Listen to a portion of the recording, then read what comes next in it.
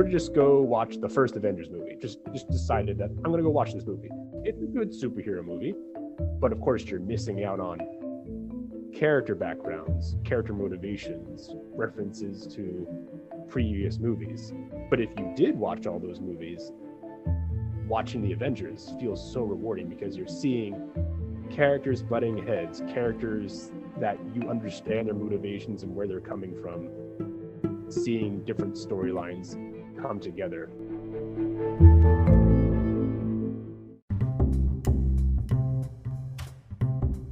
Welcome to Speculative Sandbox, your audio playground for creative storytellers. My name is Vicky Lawn, and each episode, I and a guest will unpack a fiction trope with an eye for character development and narrative structures. Make sure to look for Speculative Sandbox on Instagram, TikTok, and Twitter, where you can join the conversation. Leave comments or questions, or let us know what other tropes we should cover. When the real world just doesn't cut it, let's get lost in a fictional one.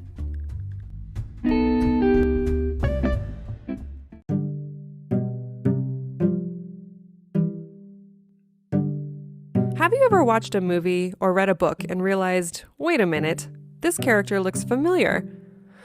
The Marvel Cinematic Universe is probably the most obvious example of a shared universe, where characters and events can influence each other across multiple books, movies, and shows. But that's not all. Star Wars, Middle-earth, the Wizarding World, and even Stephen King's universe all involve multiple independent stories that share a common world. What does it take to write a shared universe? Matthew C. Brown returns to the podcast to discuss the joys and challenges of writing within a set construct. So, Matt, thank you so much for joining me again. The last time you were with me, we talked about problematic protagonists, complex protagonists, the good, the bad, the ugly. What were your thoughts on the experience? And you were also my first guest. I know, and I was so very honored to be your first guest, and it was just a lot of fun. I could talk shop all day about just writing and superheroes especially, and but we touched upon a lot of different subjects too. But that's been great, and it's been great to also just hear all your other episodes of the podcast. I've been listening to all of them, and it's so great to hear a bunch of different voices on a bunch of different topics. It's just a great way to get the community together. Well, thank you. I've really enjoyed it as well. I think about my thoughts when we first started planning that episode to where we are now. And I'm just really excited to have been able to get that kind of input from people and collaboration. And I think that's a great part about our writing community, is that everyone is so open and friendly with each other. Absolutely. So today, you and I are talking about shared universes. And it was funny when I first came to you with the list, and I didn't even know what it was technically called. I think I called it universe building or something like that. And I was trying to land my feet on what I actually meant by that. And I know that you knew based off of my description, but when I was trying to formalize the title for this podcast, I was like, what does it mean when you have, is it crossover? Is it lots of, I'm looking at Marvel, and then I landed on shared universe. So I'm going to read the definition that I got off the internet, and we can discuss what we think about that definition and what we think shared universes are. Sounds good. So a shared universe is a fictional universe from a set of creative works with individual stories that can stand alone, but can fit into the joint development of the storyline, characters, or world of the overall project. According to tvtropes.org, though, as a rule, simply having a crossover is not quite enough to qualify as a shared universe. We need to look at major events that can be referenced across different projects, or characters are mentioned as having their own adventures somewhere else. So what do you think of that definition? I kind of see where it's getting at, because there are sometimes because I can see the difference between a crossover because that might happen. What's a good example? That could happen in two. Actually, great example. I don't know if you remember way back in like the Disney Channel days when there was like Aladdin, the animated series, Hercules, and there was actually a crossover episode where Hercules and Aladdin like met, and like Hades and Jafar were like doing a scheme. Oh yeah, I do remember that. Yeah, and I wouldn't necessarily say that that's a shared universe per se, because they're two very different.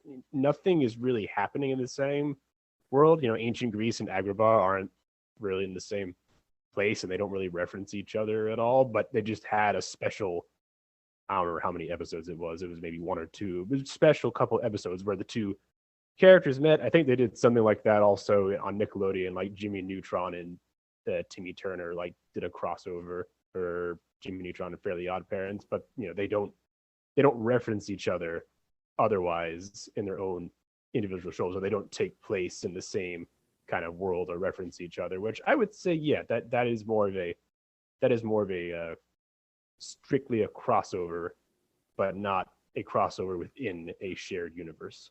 Well, it makes me think about fan service versus plotting and storyline structures, I guess. So how would you distinguish between the two, whether something is purely for fan service or something that is an overarching story?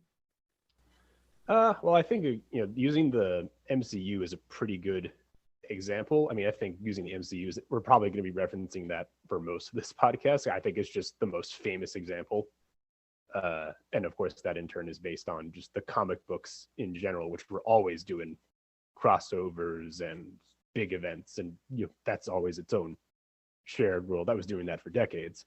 But I think what the difference is between fan service, I mean, fan service can mean so many different things.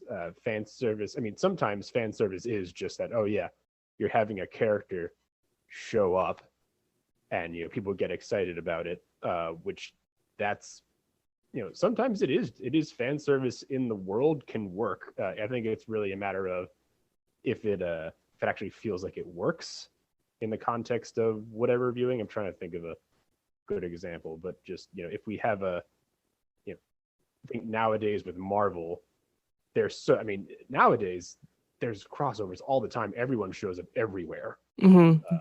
So that's not that. And thinking about where this was, couple years, 10 years ago, like this is crazy that we have all this stuff. So it kind of is. I think it used to be considered, oh yeah, someone showing up somewhere is kind of just fan service. I think they've kind of got it as such where there's so many different characters who have their own stories and storylines that they get to just show up, and they're already, a lot of times they're already fleshed out. They've already had their own adventures, and if they show up somewhere else, it doesn't necessarily, it might be fan service, sure, because of course, yeah, we always love to see, I don't know, an Avenger show up somewhere in some other storyline, but because we've spent so much time with that character, they've already been developed, getting them to see in a different context from a different point of view. I think that sometimes that makes it a little more than just fan service. Yeah, it seems like a shared universe will have crossovers, but a crossover may not necessarily mean a shared universe. Exactly. So, what are some examples of shared universes that you really enjoy? So apart from the MCU, I actually mentioned this last time, but Brandon Sanderson's Cosmere is one of my favorites. And I haven't read every book, but basically, if you haven't heard, the Cosmere consists of Brandon Sanderson's two big series, Mistborn and the Stormlight Archive. And there's a couple other books that are in there as well. But what I really like about it is that the books are connected right as of right now. They're mostly connected in smaller ways, and it's not quite the same as Marvel, where a lot of times it's like, well, you got to read this, you got to watch this movie, and then you got to watch this movie, and then you got to watch this Hmm. movie before you can watch these two movies. And if you want to, it's a lot. And here you'll notice these different connections or references they'll make. Like, for example, there's this one character who's named Hoyd, or that's one of his names. He's got a couple of different names, and he's what's called a world hopper. And he just kind of shows up in a lot of different books and stories, sometimes under that name, sometimes under a different name. And he's just showing up. And he oftentimes isn't really a major character, but he shows up. He plays kind of a supporting role, and he might reference the events of some other story. And it's a really cool way of just it's cool to think of that there's this guy that's witnessing all this stuff going on, and for all the main characters in the book, it's like the fight for their lives, and he's kind of like, oh, that's nothing, you should have seen. And he'll kind of mention, and it's just kind of, and it's kind of funny, just hearing it, having that guy show up everywhere. So does each book have a different main character and story independent of each other? So yeah, what he does, he's kind of divided up into. He actually has it divided up into planetary systems. So like the Mistborn books have their own planetary system, and then the Stormlight books have their own system, which they don't frequently reference that. It's only when certain characters are talking that, like the guy that I just mentioned, the World Hopper, will sometimes be talking to these greater powers that be, and they'll reference different planetary systems. But most of the time, going through, I mean, these are big books. Most of the time, going through the books, the main characters aren't really talking about all that stuff. I mean, it's kind of like Marvel, like before they got real cosmic, before they Mm-hmm. were talking about multiverse, before they were talking about Thanos, and it was all just on Earth. It's like Phil Coulson talking to Iron Man about something going on in the Southwest Yeah, because yeah, I think exactly. Thor, yeah. Yeah, and like they don't, and the main characters are just pretty self-contained. But then there's a few that may become more aware of the larger overall situation. Uh, but most of the time, like it's all these characters are just self-contained within their own series, and there's only a very small few that are actually aware of what's going on anywhere else in the universe. Okay, gotcha. For my list of shared universes, I talked about Star Wars, which I feel could be a really big conversation. Oh, Um, absolutely, we could do a whole episode. yeah, we really could. The whole, like, of course, you have your trilogies, right? Your prequels, the originals, the sequels. Then you have what I'm seeing on Disney Plus, but you've also had the ones that weren't on before Disney Plus. That you had the Clone Wars, and I think there's another animated show. Do you remember what it was called? Rebels. Yes, okay, Rebels. And I haven't had access to all of those, so I'm wondering, as this new Obi-Wan Kenobi shows coming out, I think there's a lot of references to those animated shows because I think the actor for Anakin talked about it. And so for me, I'm like, okay, this is a big shared universe. You've had different people touching different parts of their products. Then that didn't count the whole books that existed back in the day. And I think the sequels pulled from those books. I remember people were like Ray and Kylo Ren or Ben or whatever. They're in the books. They're siblings. I don't know if I'm referencing the right thing. I didn't read it, but after a while, I was like, okay, what do I need to prep myself with to make sure I can continue enjoying this shared universe? Right. And I won't get too deep into it because then we'll get completely sidetracked. But you're not wrong that there were some influences that they pulled from the. So they had before the sequels came along, they had what they now call the Legends canon for Star Wars, which is basically every book and comic book and video game or whatever that came out before the sequels, before Disney acquired Lucasfilm. They had their own established continuity of what happened between the movies or after the movies. And then when they decided to ditch that continuity, they just made it the Legends canon, which makes it sometimes confusing because Mm-hmm. there's some things that they do where they do kind of do some things that are kind of influenced, but then they've taken some characters, they've just plucked some characters that are complete creations of the Legends and then made them canon again. Like they just put them back in. They're like, oh yeah, Oh. this guy was cool. Like they actually had that happen in the Rebels show. But I feel like I I feel like most of the Star Wars stuff that isn't the books, because the books are, there's so many of them, and I have, Mm-hmm. and I even before the new stuff I couldn't get to all of them, but I think Star Wars does a good job, and this is what I look for in a lot of shared universes, is that it's less that you feel like you need to watch a lot of stuff beforehand. I mean, obviously, if you're watching the Obi-Wan show, it would help if you've watched at least Revenge of the Sith, Okay. because otherwise you Yeah. would be So missing out. Yeah, yeah. I'm gonna. If you're gonna watch that show, I'm going to assume you've watched at least a couple of the movies. Mm-hmm. But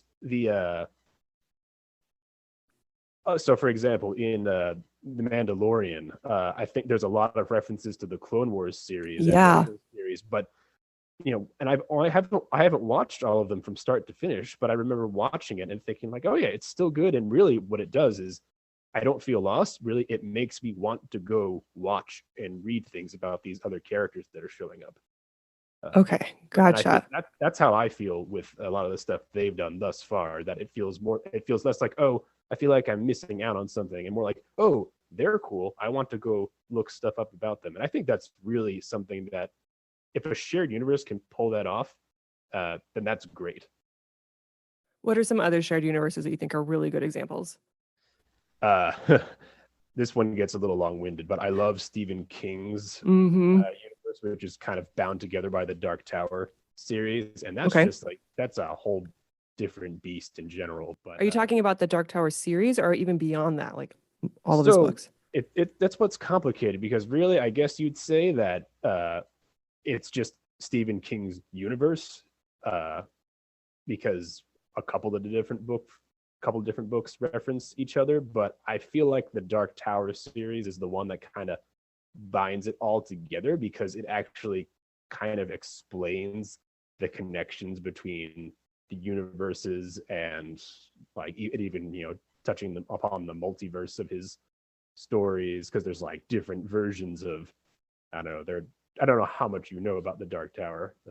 I've read the first two books. Okay, yeah. So you know that Roland is trying to get to the Dark Tower. Mm-hmm. That's the whole Yeah. point of the book is they do a kind of like it's a kind of a classic kind of journey where he's there's a destination, main character's trying to get to it, but they're going a lot of different detours, and there's a lot of references to Stephen King's other works that show up. I mean, there's entire most famously, the antagonist, the Men in Black, is Randall Flagg, who we see in The Stand, which is one of Stephen King's most famous pieces, especially following. I think that kind of came into light again with COVID and stuff. But Yeah. I mean, he showed up in they did two adaptations of The Stand for a miniseries, and but Flagg is probably one of his most well known villains, and he's one of the main villains of that series. And he just kind of and they even mention a couple times how he just is showing up in different places, just causing problems. Uh, and then there's and even I mean I don't want to spoil too much, but it gets really meta later in the books, so much so that there are sometimes references to Stephen King himself in I his heard book. about that. Yes. Yes. Which I mean, if any other author tried to do that, I think most people would be just like, "Oh, come on!" But I It's the think, ultimate Mary Sue. but because it's Stephen King, I think he can get Mhm. away with it. Yeah, he's very omniscient in the world of his books. My one crossover awareness is an 11/22/63. The story, it's I believe it's a Hulu. I think it got turned into a Yeah, I Hulu think they show. did a Hulu series. Okay. Yeah, where the main character goes back in time to ultimately try to prevent the JFK assassination. And one of the first stops is in the town of Derry, which is the location for the It book. And it's what's funny is I know about the story It. I haven't read the book It.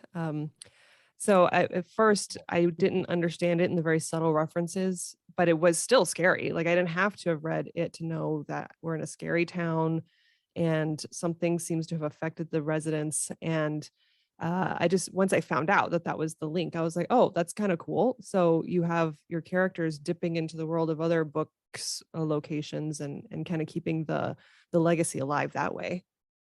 Yeah, he does do that a lot with on the I think that's why like some people are like, is Maine even a real place or is it just a world that Stephen King made? I love that.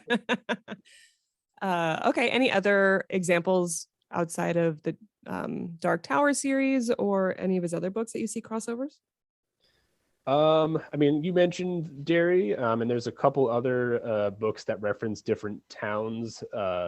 Like they mention what is it? Salem's Lot, uh, which was his second book, and like that is referenced. There's referenced a couple times in some of his other books, just as like neighboring towns in Maine. Actually, one of the characters from Salem's Lot just flat out shows up uh, in like the fifth book, I think, of Dark Tower, and he becomes he becomes a main character. And that's another example of just, when I read it, because I didn't read Salem's Lot first. I actually didn't read a lot of Stephen King's books before I read The Dark Tower. I'd only read a few of them, so there were some references that I didn't quite, kind of like you were saying, when you were talking about it, and I didn't know who he was when he showed up. His name's Father Callahan, and I didn't Mm. know who he was, and I was like, he seems interesting, and then I realized, like, and then he mentioned Salem's Lot. I'm like, wait, isn't that the name of another Stephen King book? And Yeah. sure enough, it's the same one. It's the same guy, and that's kind of another example of just, it just made me want to go read that book. But I also didn't feel like I was missing out when I was reading that current book. It is an effective form of marketing. You're marketing your other stuff so that people will continue to read your work. Exactly. I mean, he literally even, I forget which book it is, but he mentions, like, there's a character walking by. It's like, oh, a poster for The Shining. Like, and I We think should this, all start doing that. I know, right? It's just like, hey, that new movie. I think this was even written. I think this particular book was written in the '80s, so The Shining was fairly new by that point. Well, and when we think back then as well, what's kind of cool is, I mean, we look at today's world and you have so many options, so much choice when it comes to how you want your entertainment. And I remember, at least when I was born in the 80s, a child in the 90s. And I remember, like, if you're a book person, you're a book person, right? And it helps to be able to keep reinforcing or marketing other books within the book world, and I could see how that would be effective and a useful tool versus here, where now you have social media and you can, as an author, just jump on social media and just promote all your other books. You didn't have that back then. It's true. So Stephen King doesn't write horror. I know he writes thrillers, but does he write the same type of stuff that he used to write, the horrors, paranormal horror? So I haven't read a lot of his newer stuff, but from what I understand, most of his newer books are more like mystery thrillers as opposed to horror. I'm sure he's probably dipped his toe in back in that pool a couple times, but he really has kind of gone all over the place. I mean, I've read a couple different ones, different books that weren't strictly horror, and the Dark Tower. I'm sorry, the Dark Tower itself isn't strictly horror either. It's really like a weird mishmash of like horror, western, sci-fi, fantasy, because all sorts of stuff shows up Yeah. and happens. It's very unique. It was actually a big influence on me with my the books I've been working on. But yeah, he's again, like, I feel like only Stephen King could get away with like going just completely like off key, or not off key, that doesn't sound right, but going from the horror that he's so famous for, and people still associate him as being like this master of horror, and then he's just kind of like, I'm gonna go write a baseball book, and that's what he Yeah. did. He wrote a book called Blockade Billy, which I think is just a straight up baseball sports drama.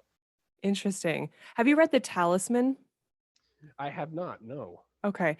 So when the books I've read about Stephen King, I always feel, and maybe, I mean, you look at the Tower series, and there's very Western feels to it, right? The idea of going into Yes. remote areas and fighting off something, and almost a wild, wild west appeal. And The Talisman is the story of a boy who, I think he's trying to save his mother, or do something for his mother, and he's trying to carry something across the West. And the way that he does it is he jumps in and out of, it's been a while since I read it, so hopefully I do this justice.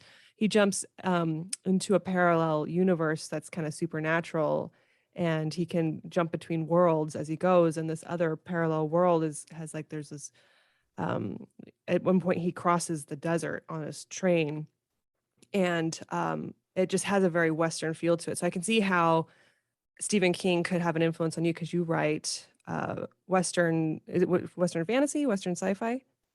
Science, like a science fiction western. Hmm.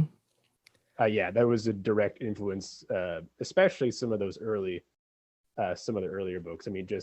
Literally, Roland, the main character, he specifically based him on like Clint Eastwood from his western days. Okay. And, he's called the gunslinger, and he's going across a desert, and then later on, there's just all sorts of monsters show up, and robots even, and crazy. Because he even references Harry Potter at one point in a very small Really? in a very small way. There's these like little I forget, they're these little like weapons. I think they call them sneeches, and they can like they have like they're these little tiny balls with razor blades, and if you throw them at someone, it like cuts them apart and they explode. And I think at one point uh they recover one of them and they look at the ball, and I think it has the initials like HP on it. Interesting. Yeah, no, Okay, just I didn't even know yeah. that. I know. Yep, he has a lot of stuff like that. Like he does sometimes reference other things. I think in this at this time he was writing the book was like I don't know. This was like the early to mid 2000s. He had written that particular scene, so that was when like Harry Potter was like super, super at its peak. Gotcha. Okay. Do you have any other examples of shared universes? Oh, I'm sure I could think of more, but I think we've covered Okay. some of the biggest ones. Gotcha. Yeah, these are the massive big ones. Other ones I could think of, DC universe with specifically the Arrowverse that was playing on CW for a Oh while. yeah, of course. There are crossover episodes, but I think they reference each other throughout the whole thing. We have Arrow, Flash, and Supergirl, and I think there's another show that I never actually got into. I enjoyed it the first couple years that those shows were out, and then I was actually a new mom when Flash came out, and that was something I watched during maternity leave. So Okay.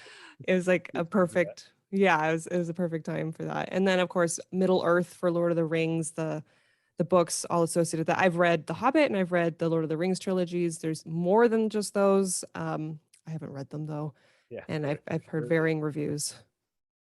I love the Silmarillion. It's not for everybody. Oh, okay. It doesn't really read like The Hobbit or Lord of the Rings. It reads more like a history almost. It's really cool if you really love Middle Earth and you really want to know a lot about the mythology of it. It's what it feels more like. It feels a lot like its own mythology, akin to like Norse or Greek. Uh, and if you want to know a lot more about that, then it's a great book to read, but it is quite dry. That's one of the things that I kind of noticed whenever I would read the Lord of the Rings and related books is that it feels like I'm reading, and actually Game of Thrones, I have this feeling too. I'm reading history books for a fictional world that I don't live in, and there's a lot of context within context. And I feel like for someone like me to kind of keep track of it all, I have to take a lot of notes. Do you find that you have to do that too? Not really. I don't really take notes, but I like will maybe like I don't know. I'll just open up a tab on my phone to try and look something up for later if I want to read more about it. Uh, Usually, and then I'll just go down a Wikipedia hole or something like that. Gotcha. Okay. So looking at these shared universes, what makes them so good that we like them, that they have legacy and they persist with stories for a long time? I really had to think hard about this because some of the initial thoughts I had, uh, there's a lot of things that you can find in these shared universes that we've mentioned that you can find anywhere else. You can find intricate world building, good characters, great character interactions, and all that stuff. You can find those anywhere, not in a shared universe. It's not unique to that. Hmm. So I think, and I've kind of referenced this a few times already, I think what we love about it is if it's a universe or series or whatever that if we get invested in it for a long haul, we enjoy feeling rewarded for sticking to this story, sticking to the universe. So, for example, if you watch, I'm just going to use Marvel again because it's just the easiest example. But if you were to just go watch the first Avengers movie, just decided that I'm going to go watch this movie. Maybe I'm sure there were some people even when the first came out, it came to the theater, and of course that was the biggest movie at that time. If they just went to the theater, like I'm going to go watch it, Hmm. it's a good superhero movie, but of course you're missing out on character backgrounds, character motivations, references to previous movies.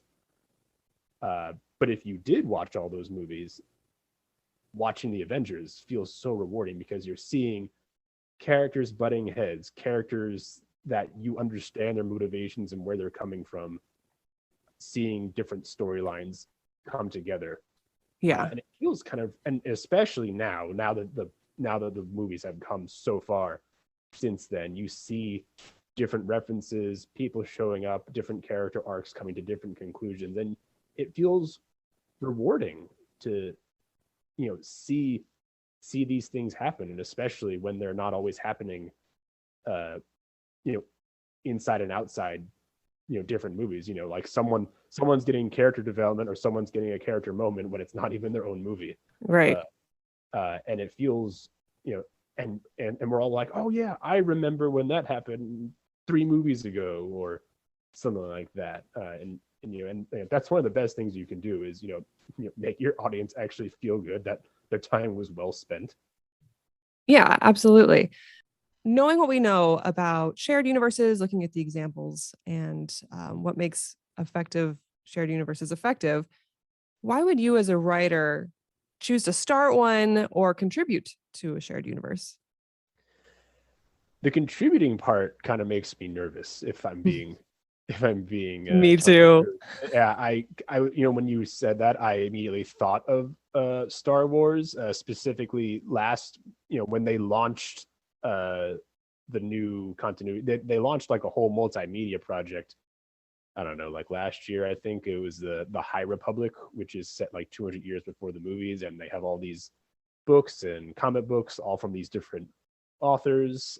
And my thought was like, man, like I'd love to write a Star Wars book. It'd be so cool. But then, I'm like, also, wait, that's so much pressure. Hmm.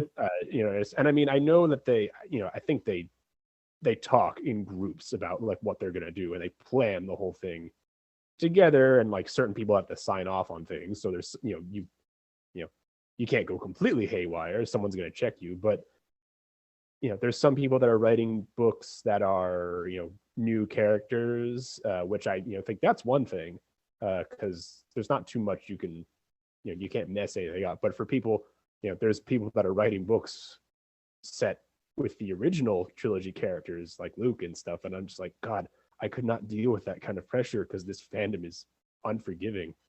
Um, but at the same time, if someone's like, "Hey, do you want to write a Star Wars book?" I'm not sure I could say no because Star Right. Wars. Yes. Um, Well, I thought about Star Wars too, especially when what was the second, why am I blanking on it? It was the second movie in the most recent trilogy. The Last Jedi. The Last Jedi. Okay. I remember when people had their opinions about how that one ended, and they were acting as if the director and the writers were all running rogue and they just magically put this movie together without consulting anybody, and they just do whatever they want. And how could they? It's all their one individual person's fault. And I was like, there is a whole process of oversight when you work with these giant studios that okay, I guess you can have a scapegoat, and maybe they even set it up to create a scapegoat, but it's not just the work of one person making these decisions. No, not at all. And I mean, I think, I mean, that's just what they like to do is they want to be able, if they hate something, they want to be able to find out who like who messed it up. And because Ryan Johnson was the writer and director of I don't know if anyone else has screenwriting credits, although I will say, Carrie Fisher, like on set, would make some revision to the script. I don't know how, to what extent she did, if it was Hmm. anything outside of her own scenes, but Carrie Fisher was actually a very renowned script doctor in Hollywood. She did a lot of different work on different scripts, and she was doing some work on it during the movie, telling Ryan Johnson, "Hey, like I think we should do this." Uh, Yeah. Well, and I so, imagine if something like that happens too, there's got to be some sort of, like, you have dailies and there's this whole process that would have to go through. well, I yeah, would assume. a good example of that exactly was during the filming for the Han Solo movie, which originally was being helmed by, I don't remember their names, but they did the Lego movie, the pair of guys that did the Lego movie, and they were directing it and writing it, and they went and took a look at the dailies and at the footage they had so far, and the producers weren't happy with it and they didn't like what was Hmm. going on. And that's when they, you know, gave those guys the boot, brought Ron Howard in, did some rewrites, and then they had the movie. So, someone is looking at something at some Yeah, point. absolutely. And I had my own experience with, you and I've talked about this, I think, briefly. I was last year I was writing for a media company, and this is how the process worked for me. And I imagine it was just one little angle of how the process works in studios and movies and across the entire industry. So they looked at my writing samples and they knew what I could do as a writer. Then they identified me as a potential candidate to write a specific story. They then gave me the completely fleshed out synopsis, beginning, middle, end. And they said, we want to see if you can make this. Actually, there wasn't an ending, but they wanted the point. Like, you know what I mean? Like what the goal of the story. That was written down. So then I had to write a 5-page sample pulling from a scene of my choice within that synopsis to show them, do I have a good grasp of the character? Do I understand the chemistry? All those things. And it was like, they're like, it's up to you. Vicky, you pick what you think would be best. And I was like, oh my God. So I was able to talk to my agent and get some guidance, like, what are my strengths? How can I show that? And they ultimately liked it and accepted me as a writer. And so then I had to put together first they call them story Bibles. And it's supposed to show over like an arc of, I'm forgetting now, like maybe 6 or 8 episodes, what happens in every single episode. You also have to draft out what every single character looks like, and not looks like, but their arcs. So how did they start? What are their conflicts? How do they resolve, right? For each and every single one of them. Then they look over it and they go, okay, we either like or don't like what you've just done with the synopsis we gave you, and they'll give you notes, and then you have a chance to fix it. And then when that is kind of like, all right, you're on the right track, now write episode 1. And I would write episode 1 and they look at it and they go, we don't like how this went, fix it. I'm like, okay. And then I went and I fixed it as best as I could, gave it back. And they're like, we've decided to change direction. This is where we want this to go now. We expect this, and that. And many times you wish that they could have told you that earlier in the process, but they're going through the same discovery you are. And it is a lot of back and forth. And I, at least at the level, little old me, the little level that I'm working at, you definitely have to like, okay, follow the vision. You are part of a team, and it's very hard to just go and do what you want, unless of course maybe you're Stephen King and you have more of that pull. Hey, I'm glad you mentioned that, and I do remember when you were working on that, and you talked about the what is it, the Bible, the show Bible, or whatever it was, and how it was such a different process. And I can only imagine, and especially for someone like me, like I'm not a huge outliner at all, so the idea of having to have all of that, all the character stuff and arcs planned out ahead of time, across 6 episodes or whatever, like that's extremely daunting. um, Yeah. but that is the other side of it, like apart from worrying about your own ability or the reception of the audience, it can be tough when you're working on a team that has to, if it's a whole large project involving a lot of different people and someone has to sign off on it, because you don't have complete and total creative freedom most of the time if you're working with some kind of shared property. And it is a bump, and it happens all the time.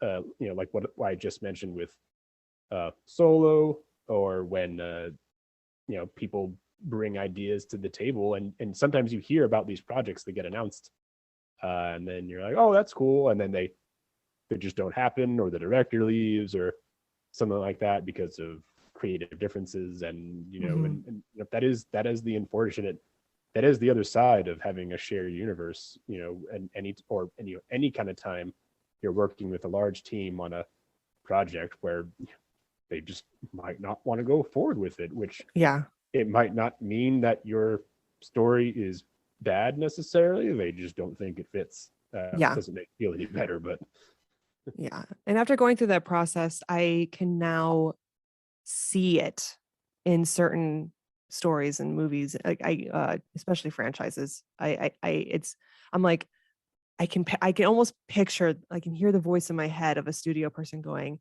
this needs to happen in this episode because of XYZ, especially if it kind of feels really clean and really tight. A lot of like the editing notes will come to me. I'm like, okay, I see an example of this here. One downside I feel is when the the last is it the last no What is the last memory's terrible? What is the last movie of the most recent sequel called? This the Rise of The Skywalker. Rise of Sky. Thank you. I definitely see and could feel the product of a lot of confused people coming together and trying to duke it out on what that end story should have been. Simply because when you look at like the typical story arcs that your story is expected to follow, if done well, I saw a lot of like new input, right? And new conveniences kind of thrown in. And I'm like, oh, I feel the studio influence watching this movie. Did you feel that? Yeah. Yeah, I could feel that too, which there were like a lot of things that I did like about Rise of Skywalker. But I did especially being someone that I loved Last Jedi. I loved what they did with it. Me too.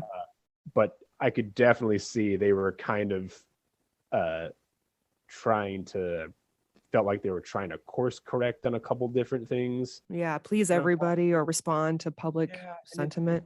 it's so strange because I feel like this is a fairly, I don't know if I'd say recent, because fan input has been going on a long time when it comes to these movies, but uh, when they chronicle the process and the behind the scenes of a lot of this stuff, I mean, I think they mentioned, I don't remember when they talked about this, but that they didn't have like a full they didn't have a decisive storyline for the sequel trilogy. Like they weren't necessarily uh they weren't strictly sure about like which direction they were gonna go in. I think they just started with the first movie. I think they were gonna try and see like, okay, can this first movie even be a success Yeah. before they before they went to try and do everything, which I don't necessarily think that's a huge problem, but uh because of the direction that Ryan Johnson went in that was so controversial for people, they were kind of like, well, we can't like, we got to find a way to make this work. And of course there was they already had the pressure of it being, quote unquote, the conclusion to the saga. And like that would have been enough pressure regardless of the reception of the previous film. It wouldn't have mattered. And they were never going to make it a perfect ending because that's just too much pressure. And there too many people have too many opinions, so it wouldn't have worked. But I could see it as I was watching, some of the things they did. It felt like a bit of a response to the response, which it is a little weird when you can actually see the making of the movie behind the movie. Hmm. What's interesting to me is we look at examples, and this is kind of segueing into my next question, which is ineffective. What are examples of ineffective shared universes? But when I'm comparing the pressure of Star Wars to like Marvel, for example, Marvel is working off of they have a fandom. They have a very passionate fandom, and not only that, but there's already literature where all these characters are coming from that have already told their story. Yet in the MCU videos or movies, they're able to play with their own material in a way that I feel is really well received compared to the expectations from the Star Wars fandom and how you actually can feel uh, whether or not the fandom likes it or not in how they're treating their movies. Do you see the same thing? Do you see the comparison? Do you know why it kind of feels different between the two? I mean, that's a good point, because there are a lot of people that go into the comic book. I mean, anytime they make if they're making a new Star Wars movie, and it's not, I mean, so like something like Rogue One and The Mandalorian, these are original characters that are not, that aren't found anywhere else, uh, that it's focused on, as opposed to if Marvel says like, oh, we're gonna make a Venom movie. It's like, it's like everyone who's a comic book fan who's a fan of Spider-Man knows who Venom is, and so instantly, they're just like, oh yeah, Venom. So obviously you got people interested right away, as opposed to Star Wars has no other material to base on unless they're pulling from something else, like kind of like we mentioned, if they're Mhm. pulling characters from the different animated shows and putting them in there. But that's not quite, it's not quite the same as when they had stuff like, I don't know, I mean, you have the origin stories for these superheroes, you have storylines like Civil War, you have stuff like the Infinity Saga. I mean, and you even have the fact that you have the fact that for some of these characters like Spider-Man, that there were already movies uh, based on them Mhm. ahead of time. And so and sometimes I think sometimes when they make these movies about these characters, they sort of rely on people's understanding of the character ahead of time, which you don't really have with, uh, which you don't always have with Star Wars. I mean, you might have that. I mean, Obi-Wan is different because obviously we've seen Obi-Wan. It's a continuation of his story. But if they're gonna go make, I don't know, but when they made the Mandalorian, it's like we don't have anything to base the Mandalorian off of other than we know something about, uh we know like Boba Fett and that he had Mandalorian armor and that his father was Mandalorian and all that stuff, but we didn't know who Mando was. It was completely new. But if you have actually a great example like this is the new Batman movie, Mm-hmm. uh, which I feel like a lot of that, it's very aware of the fact that there have been a lot of different Batman movies before this one. And it's like, okay, what are we doing this time around? Uh, and they kind of have to make that movie knowing that people know so much about this character already. I see. So it's almost like when you're building off of pre-existing materials, there seems to be more flexibility as far as how much you can play and change with it. Whereas with Star Wars, you're kind of building new and you have such a passionate audience that really care about what legacy you're building. And Yeah, they can really like establish whether or not you did it well or not. yeah, and I think that some people might get mad with if they change certain things about certain characters for comic book adaptations. But I think a lot of times that might be just a product of making that character or storyline work within the context of that particular universe. It's a little bit like when you do if a movie adaptation of a book changes things, but it's not necessarily. It's because in adaptations you have to change some things because some things just don't translate directly from one medium to the other. So I think most of the time people are a little more forgiving. And I mean, people will complain about some things like I don't know, like when like in the Tobey Maguire Spider-Man movies where he didn't have web shooters that he made, Mhm. the webs actually came out of him, and people were annoyed about that because like that's not how it works. But I mean, obviously, we don't remember that because the movie was so good, so Yeah. people didn't care about that. But I don't think they get hung up quite as bad nowadays, considering the quality of the material. Well, and it seems like public sentiment can shift so easily, especially with Andrew Garfield's Spider-Man. I think people had opinions about his movies, and now he's like a huge favorite from the most recent movie, No Way Home, because he just he has an earnestness to his character, and it was almost like a redemption for him. Yeah, exactly. What are some examples of shared universes that just don't work, and why? So you mentioned this in when you sent me the questions for this session, and I was so glad you did because I was already thinking about it. Hmm. Uh, was the Dark Universe, The failed Dark Pale Dark Universe. Universe from Universal, and I was just really glad you mentioned that because I think this is probably the most prominent example, and it kind of highlights one of the issues with shared universes, especially today when I feel like it's so much more commonplace now, but not all universes are created equal.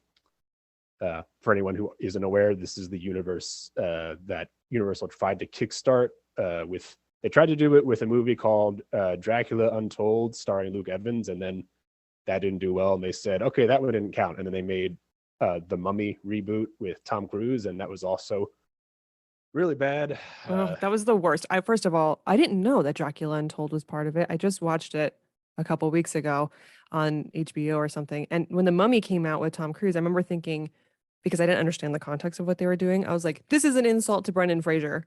Like I just Oh, couldn't I get over know. that. I know. I remember someone was like, the Mummy should have just been like modern day, but someone opens up a sarcophagus and Brendan Fraser comes out and he's just like, I told him not to put me in there. That's awesome. But yeah, and then that movie in particular, what they tried to do, because I don't remember if Dracula Untold had actually had any references to a larger universe. I just know that they were trying to treat it like their Iron Man, and it's like, okay, Dracula is a very classic character. Let's just start with that, and that just didn't do well. And then in The Mummy, they had Russell Crowe show up as Dr. Jekyll slash Mr. Hyde, and he had this whole organization about supernatural threats. And I don't remember if they referenced anything else in that, but like it was very obvious they were basically trying to like just jumpstart this great big Mm-hmm. universe. They were riding on Marvel's coattails, like so many other studios, and it just for multiple reasons, the movie did not work. Uh, and then they kind of like backed off on this emphasis of a shared universe. How embarrassing. Can you imagine? You're like pushing the idea and then you're like, never mind on such a global scale. Yeah, and I mean, I feel like DC kind of did that too. I mean, I liked. I'm in the minority where I liked Batman v Superman. It's not a perfect movie by any means, but I liked it, and I liked not the Justice League that came out in theaters, but the Zack Snyder Justice League. I like that, but Mm-hmm.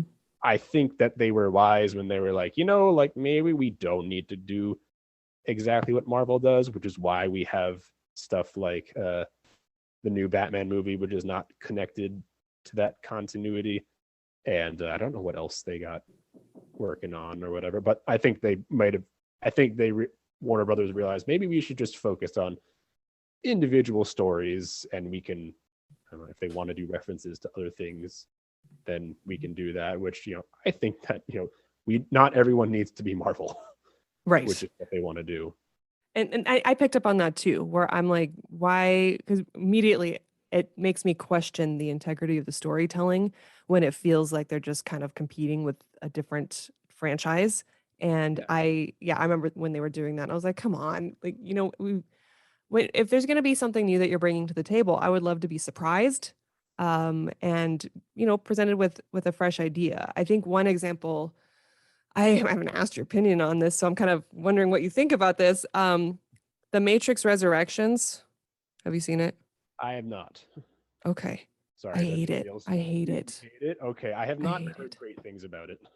I was insulted. Like okay, Wow. I loved the Matrix, the trilogies. I watched them. I was one of those kids that watched it over and over and over and over again, and loved Neo and the story. And I never wore a black trench coat to school, but I could have. It was that level in which I loved these stories. I played the video games, all those things.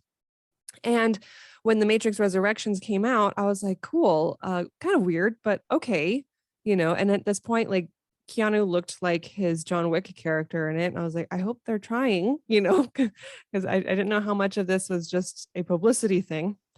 And what I found out was, I guess WB, it was pushing for this movie to be made. And they even told Laura Wachowski that they're going to make this movie whether she was a part of it or not. So she decided to be a part of it. And that push and pull got incorporated into the storyline.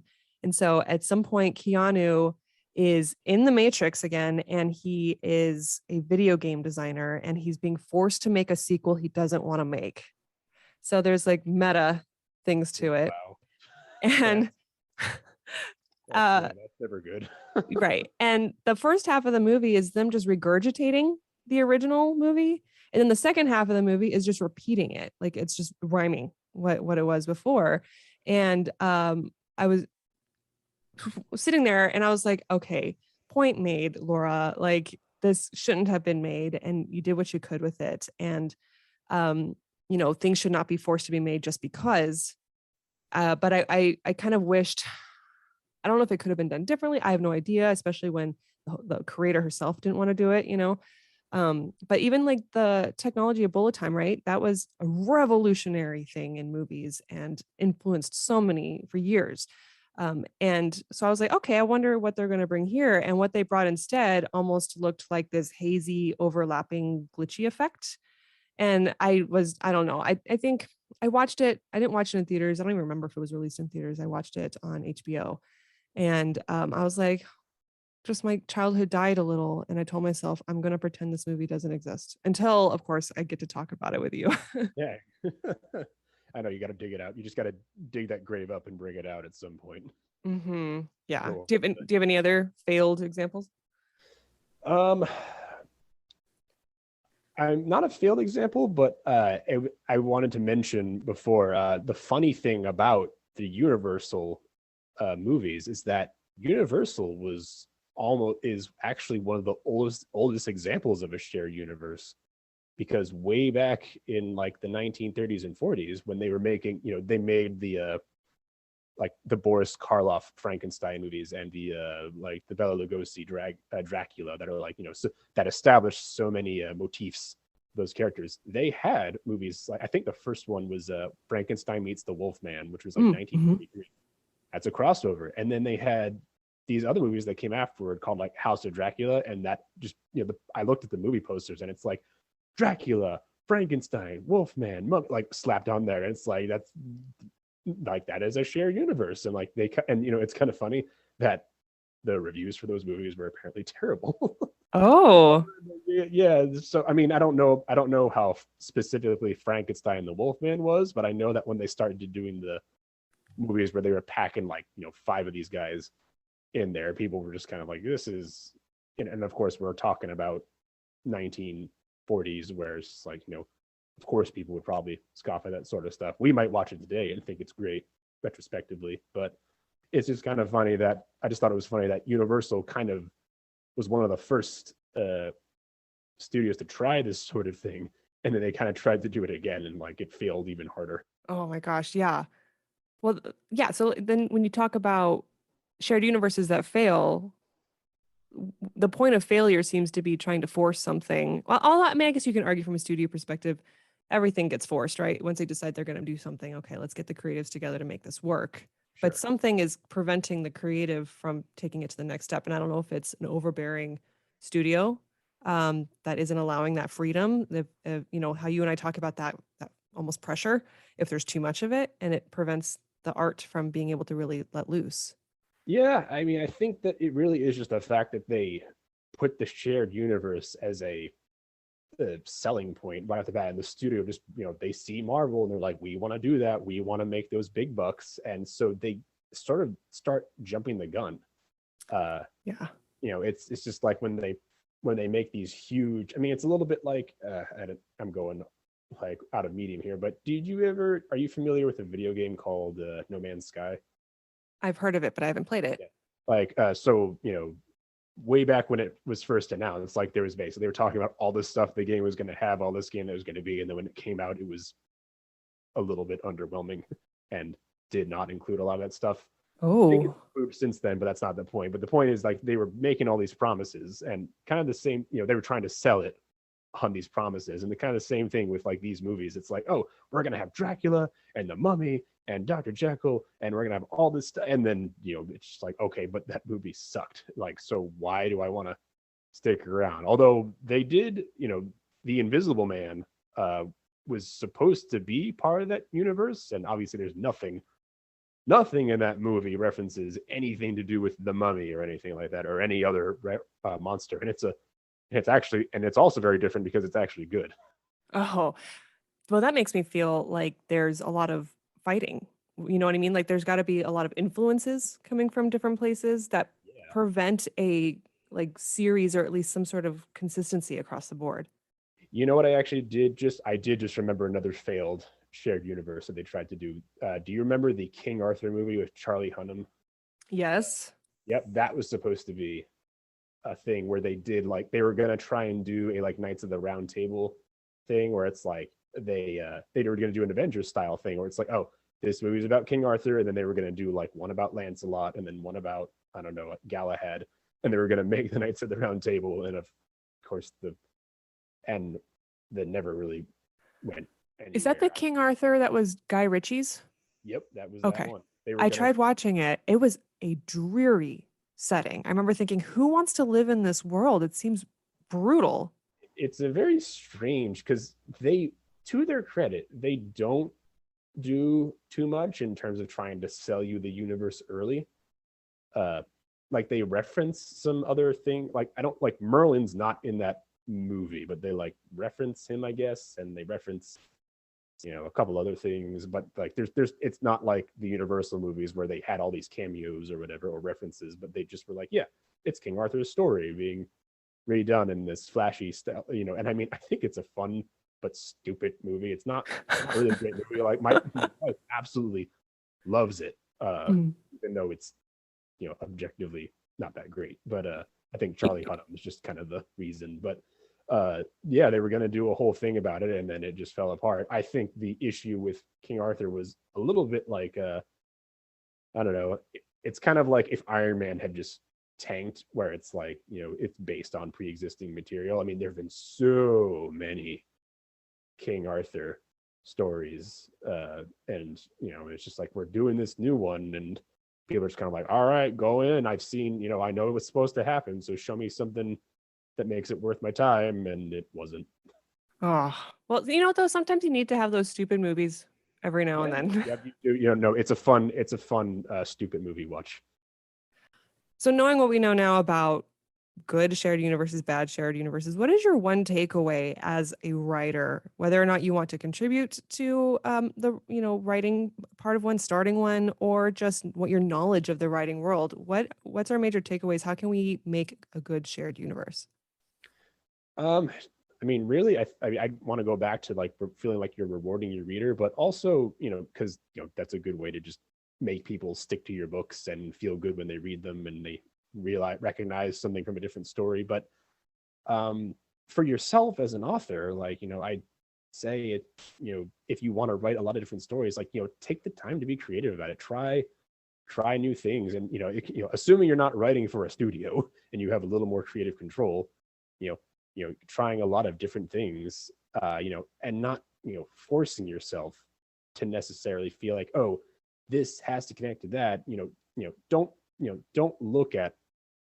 Don't try to necessarily look at what someone else is doing, but just like think of different ways.